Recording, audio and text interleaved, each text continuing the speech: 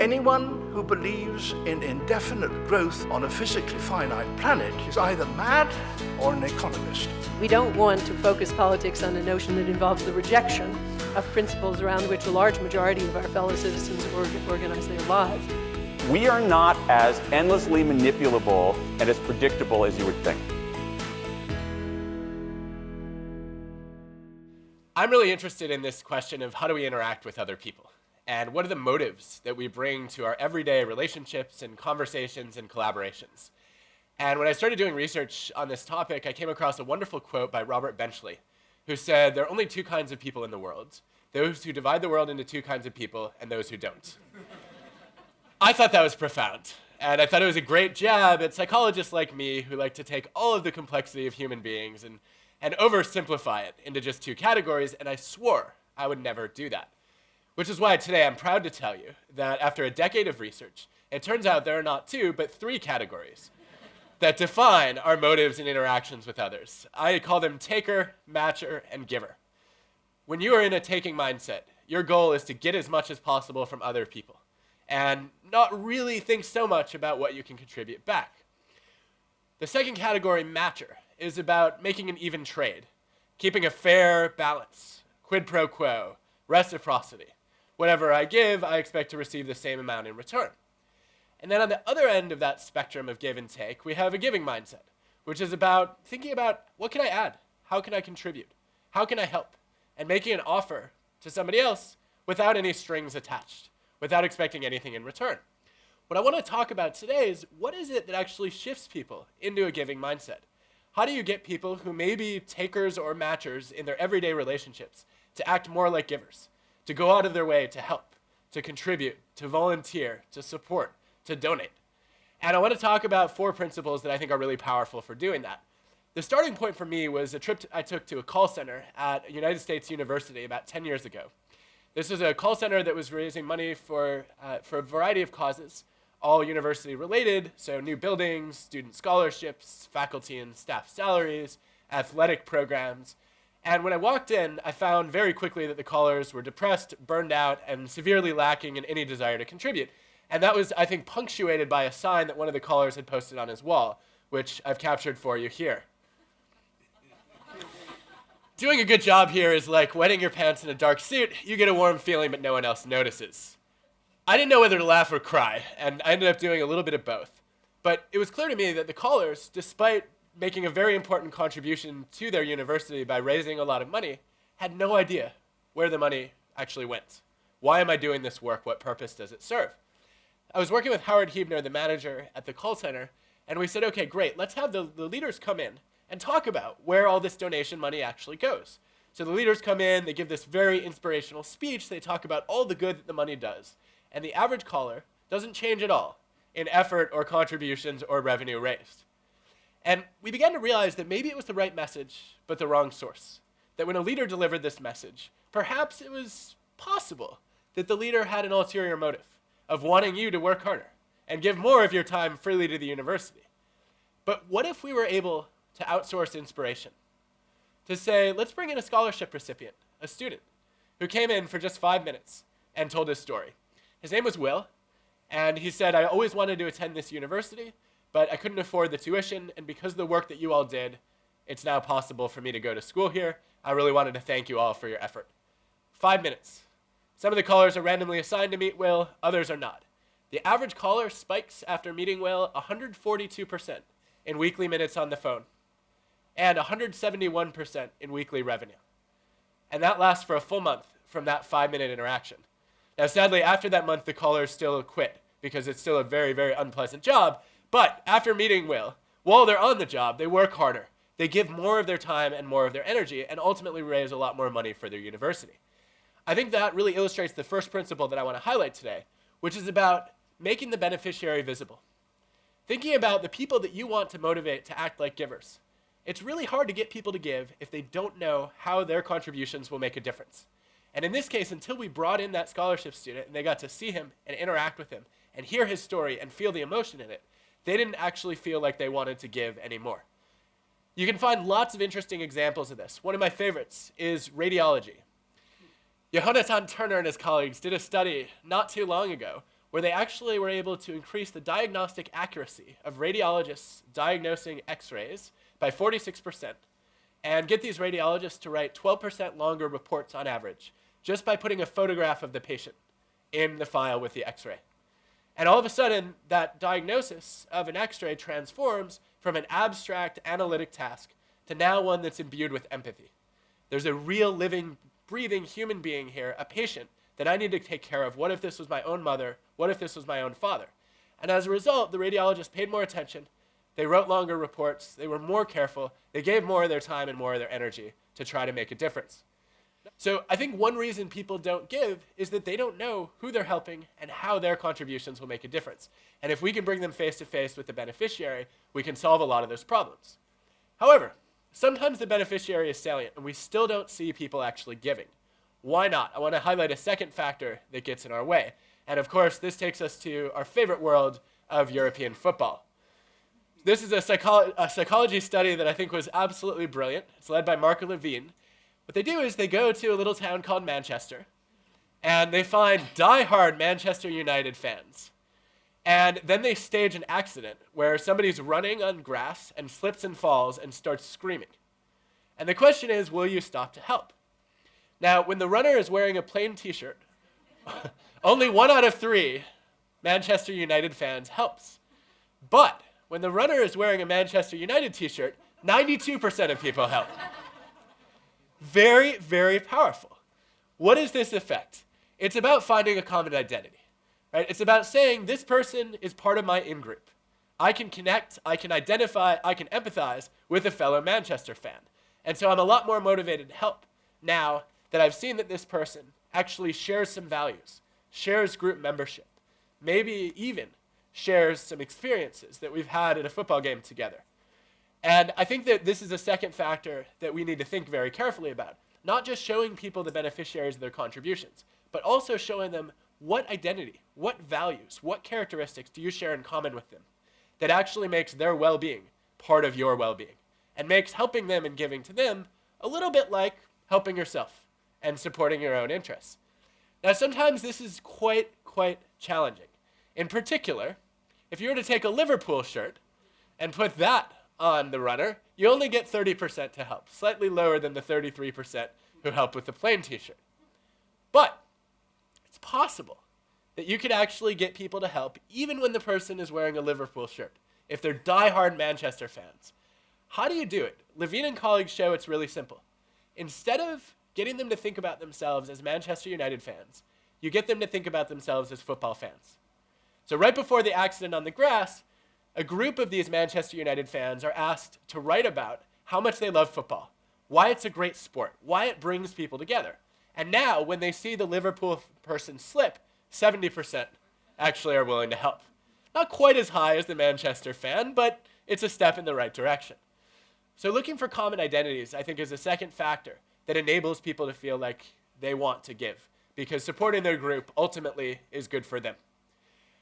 But that's not always powerful in and of itself. Even when you highlight a common identity, sometimes it's not enough. And that brings us to a third principle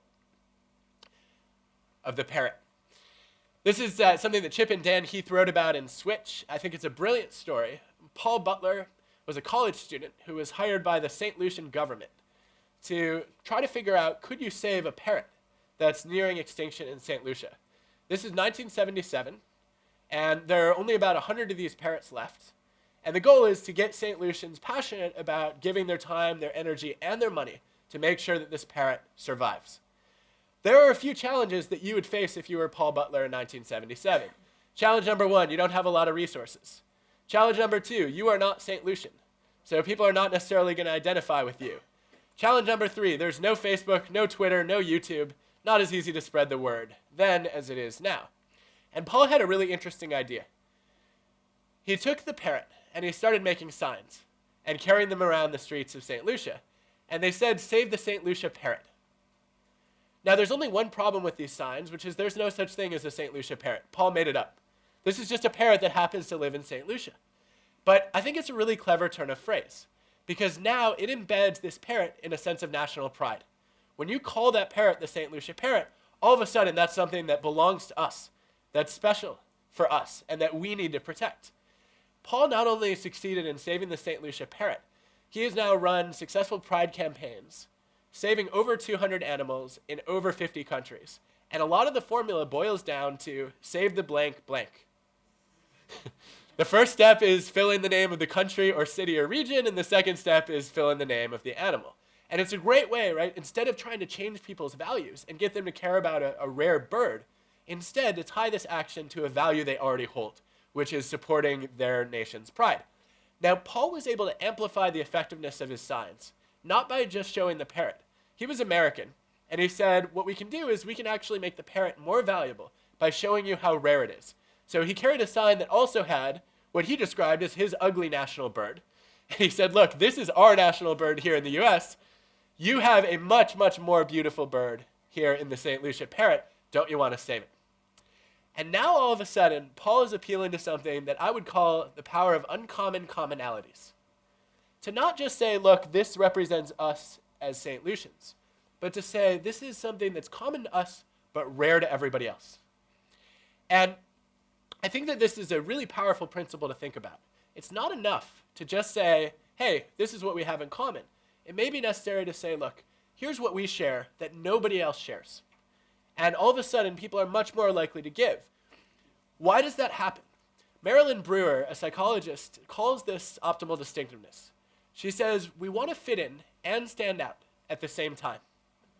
On one hand, right, we want to belong. We want to feel similar. We want to feel connected. On the other hand, we want to stand out. We want to be different. We want to be distinctive and unique. So how do you balance those two competing motives? How do you fit in and stand out at the same time? What Brewer shows is that people do that by joining unique groups.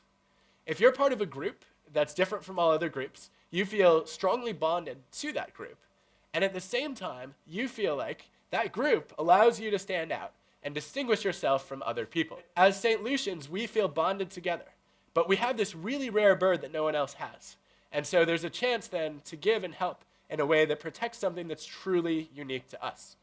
So that's the third principle to think about today, is not just highlighting that common identity, but also showing what's unique, what's unusual, what's unconventional about the relationship between two people or about the group to which they belong.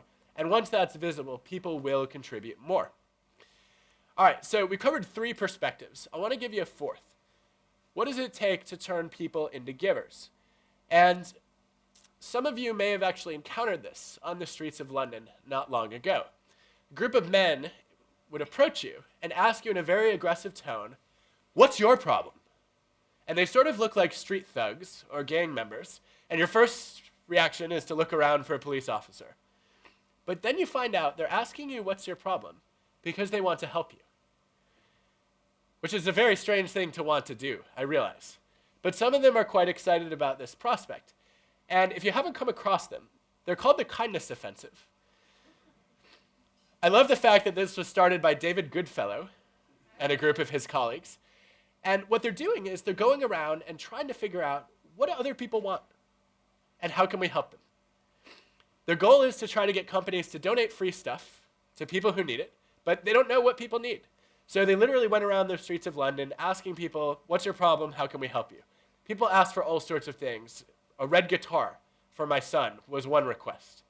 Another was, I really want to go backstage at the circus, and I don't have the means to do that. And then David and his colleagues took it upon themselves to make this happen. Well, once they started asking people what their problems were, volunteers just started flocking to the kindness offensive. And I think what's really interesting about it is people were able to see all sorts of ways they could contribute that they weren't aware of before. They've organized some of the greatest mass random acts of kindness in human history. And I think it all started with the ask, what's your problem? Finding out what people need all of a sudden brought a lot of potential givers out of the woodwork because they saw ways they can contribute that they weren't aware of before. Now, this doesn't happen a lot, and it brings us to our fourth principle here, which is if you want people to be givers, you have to encourage other people to ask for help. There's evidence to suggest, Larry Williams and his colleagues have reviewed a lot of data, that of all helping that happens in organizations, 75 to 90% is initiated by a request. Somebody directly asking, can you help me solve this problem? Can you train me in this technology? Can you enable me to figure out how to go about formulating this strategy? That being said, many people withhold help seeking. They feel like it's going to make them vulnerable, it's going to be embarrassing, they'll be incompetent, they'll be perceived as dependent, and so they don't want to put themselves in that position of weakness. And yet, I think we do ourselves a great disservice when we're unwilling to ask for help. Because if you look at the data, there are a lot more givers around than we often realize. This is data from Frank Flynn and Vanessa Bonds. And what they did was they asked people to go and ask others for help. But before they did that, to predict how likely others would be to say yes. And compared the predictions with the actual rates of giving in a wide range of domains. And they found the same pattern across each of these. I'll show you a few examples.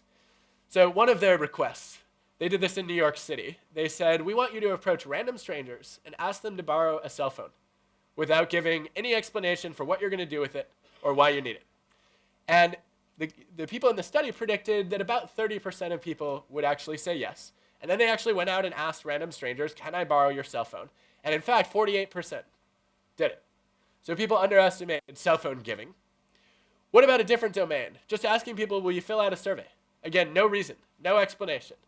The prediction is 24% of people will say yes. It's just a short couple-page survey. In actuality, again, 48%. The helping rate was twice what most people anticipated. Why does this happen? Frank and Vanessa argue that part of it is when we ask people for help, we focus on the cost of saying yes, but we overlook the costs of saying no. Yeah, it might be time-consuming to give, but it's also embarrassing to say no to a direct request for help. And there are a ton of benefits that come into play when you do get to give. Joy and meaning are two of the common ones supported by a lot of research. There's also a great deal of evidence that people who give come to feel more valued and more appreciated, and also are able to distract themselves effectively from their own problems, leading to a reduction in depression and anxiety. So a lot of people are willing to give, but you have to ask.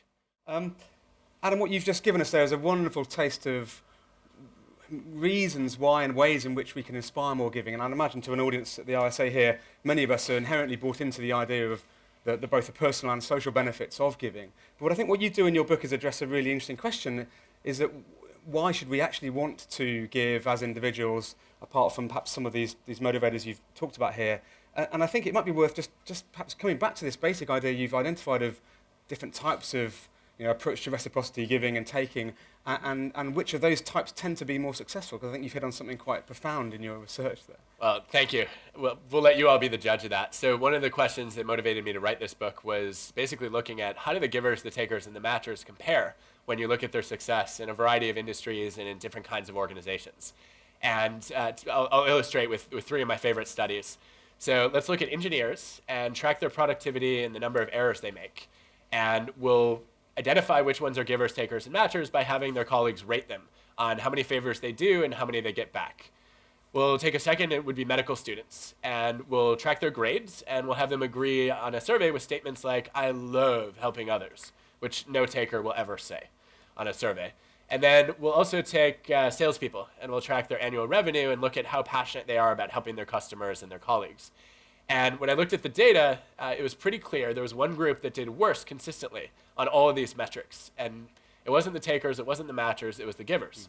The givers were basically overrepresented at the bottom. So the least productive engineers were the ones who did a lot more favors than they got in return.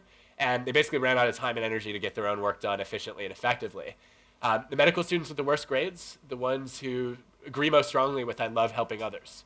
Which is a scary thought, actually, if you think about the doctors that you can really trust being the ones who said, I never want to help anyone.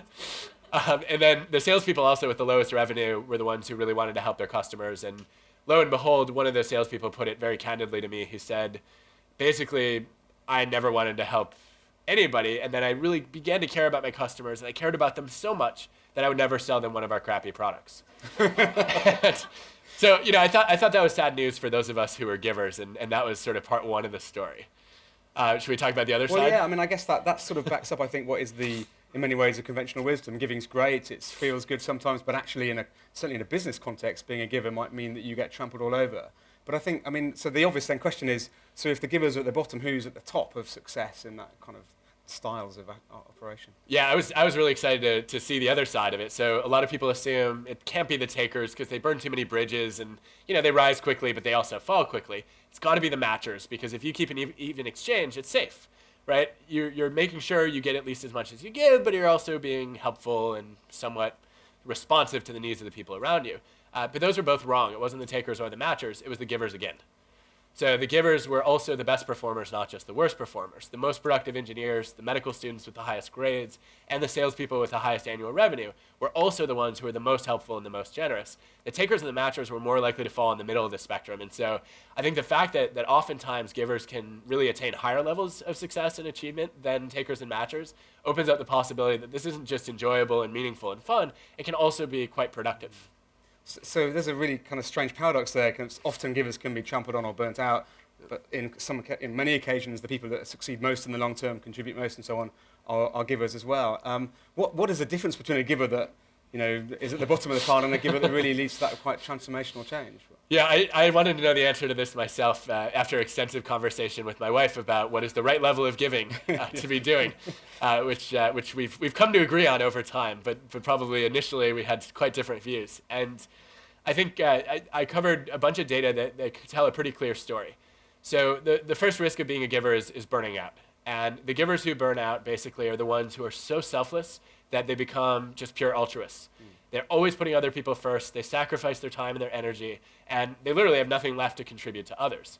The givers who actually find their contributions energizing as opposed to exhausting are the ones actually who are what I call not selfless, not selfish, but otherish. It's probably a word that never should have been invented. But by otherish, I mean most of the time putting other people first, but doing that in a way that doesn't come at the expense of your own goals and your own energy. And so setting clear boundaries about when you help, how you help, who you help. And that turns out to be a really big factor. The other one is basically being taken advantage of by takers. So, if you're in an environment or an organization with a ton of very selfish people, it's easy to get exploited if you're generous.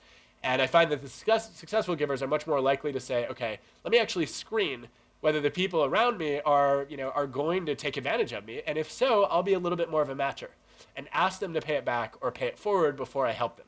And then that's a way to protect yourself just a little bit. And at the same time, if you can then direct more of your giving toward the givers and the matchers, they're more likely to pay it forward and make it a safer environment for everybody to give.